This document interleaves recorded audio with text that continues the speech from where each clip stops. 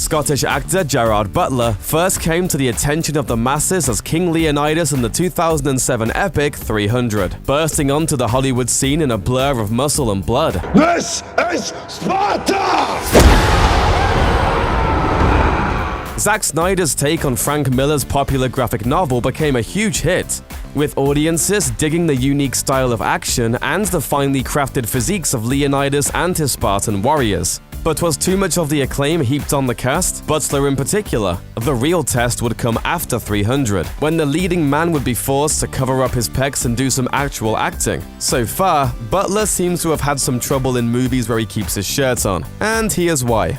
Late bloomer. Butler came to acting relatively late in his life, and at times it shows. The Scotsman didn't even consider becoming an actor until the age of 27, when he saw a production of Trainspotting at the Edinburgh Festival, and decided he wanted to be up on stage himself.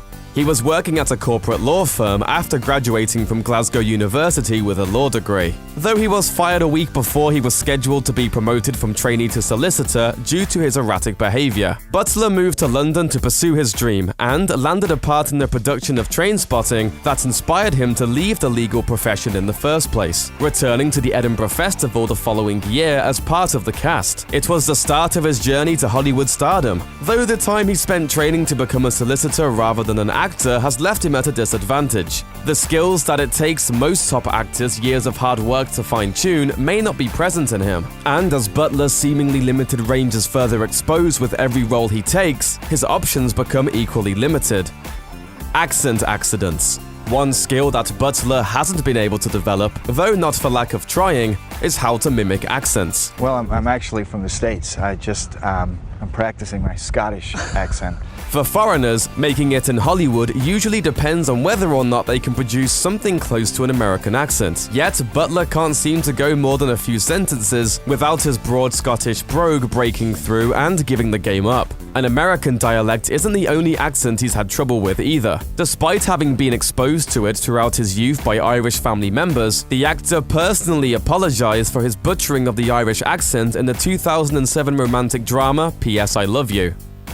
Box office blunders. The alternative to having Butler adopt an accent is allowing him to keep his Scottish one, though this doesn't always work out for the best either. Gods of Egypt director Alex Proyas discovered that firsthand. Proyas was too busy apologizing for the whitewashing of a film set on the African continent to field less serious questions about Butler's accent, though numerous critics questioned why an Egyptian god sounded like an extra from Braveheart. Accent aside, Butler's status as an A-list leading man was on a knife's edge in the lead-up to 2016's God of Egypt, and the film's staggering losses served as proof that he doesn't seem to be much of a box office draw.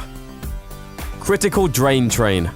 While he and the rest of the cast certainly took it on the chin for Gods of Egypt, it wasn't the first time Butler has felt the wrath of critics. The year 2016 was a particularly bad year for the Scotsman, with pretty much all his projects universally panned. Low-key drama, The Headhunter's Calling, failed to earn any respect, and his action sequel, London Has Fallen, didn't fare much better, hamstrung by allegations of casual racism and a poor reaction to Butler as Secret Service agent Mike Banning. Of course, none of this is anything new to Butler, seeing as his films are rarely reviewed positively. In fact, his Rotten Tomatoes filmography features 34 films, with just 5 awarded the coveted certified fresh rating, and 23 of them scoring 50% or lower on the tomato meter.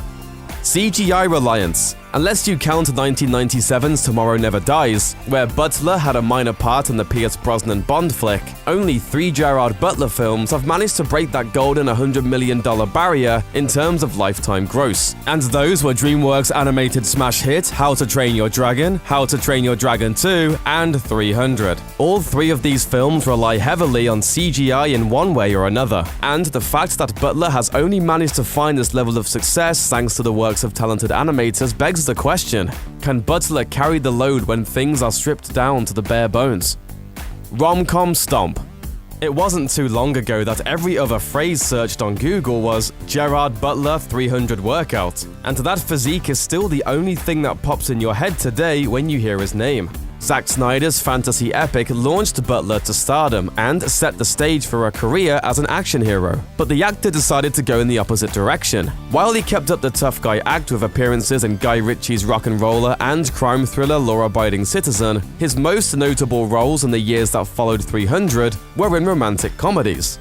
P.S. I Love You, The Ugly Truth, and The Bounty Hunter were all slammed by critics and failed to transform his tough guy image into any kind of heartthrob status.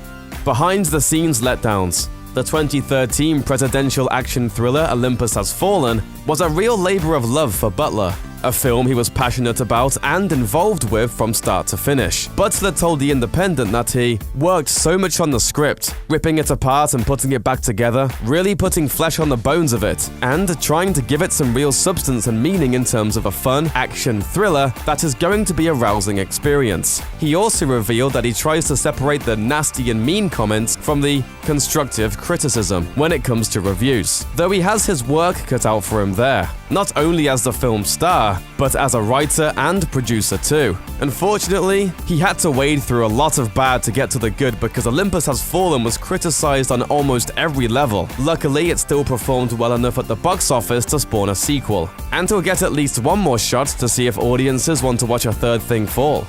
What's next? What's next for Gerard Butler? Well, more of the same from the look of it. The Scotsman filmed an action flick called Hunter Killer in 2017, where he plays a submarine captain tasked with rescuing a president. Although this time it's the Russian head of state kidnapped by terrorists. And yes, Angel Has Fallen, the third film in the Fallen franchise, is still on deck for release in 2018, despite the fact that the previous two films were railed by critics. Reviewers might talk, but money walks. And both films made enough money at the worldwide box office to justify squeezing one more adventure thriller out. He'll also once again provide the voice of Stoic the Vast in How to Train Your Dragon 3, slated for 2019. So we haven't heard the last from Gerard Butler just yet. Thanks for watching. Click the looper icon to subscribe to our YouTube channel. Plus, check out all this cool stuff we know you'll love too.